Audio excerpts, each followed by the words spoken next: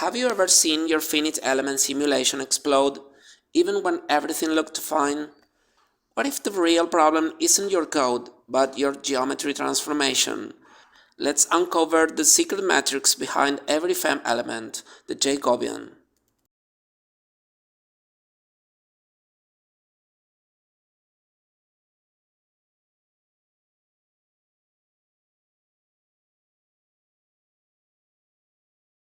Every finite element has two worlds, a perfect simple one, the local coordinates xi, eta, and the messy real one xi, where deformation actually happens. The bridge between those two worlds is the Jacobian matrix.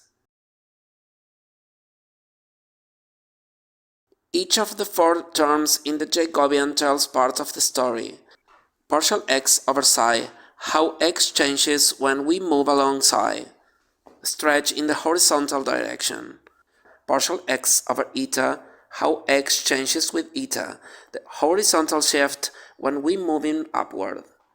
Partial y over xi, how y changes with psi. That's a shear or a skew in the vertical direction when you move sideways.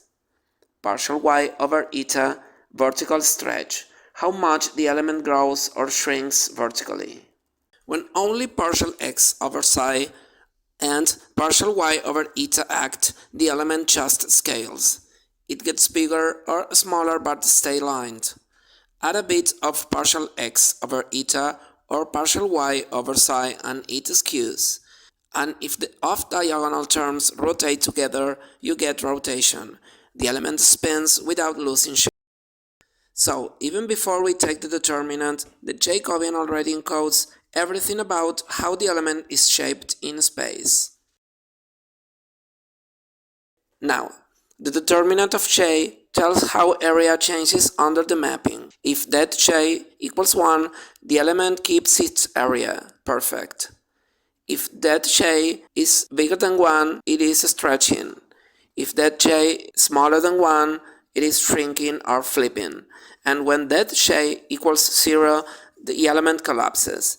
That's when your solver screams Jacobian error.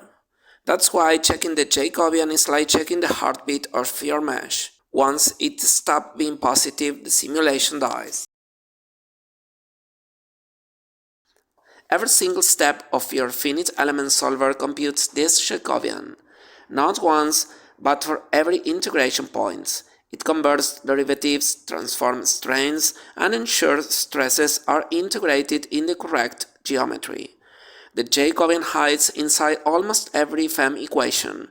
Stiffness matrices, strain displacement relations, even remeshing criteria.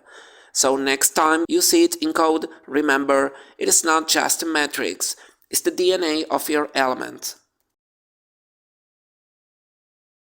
In my solver I track G determinant for every element during deformation. This single number predicts instability before it happens. So next time your model crashes, check the Jacobian first. It is your geometry's heartbeat. If you're into FEM, SPH, CFD, remeshing, or just enjoy watching solids get squished by clever math, you're in the right place.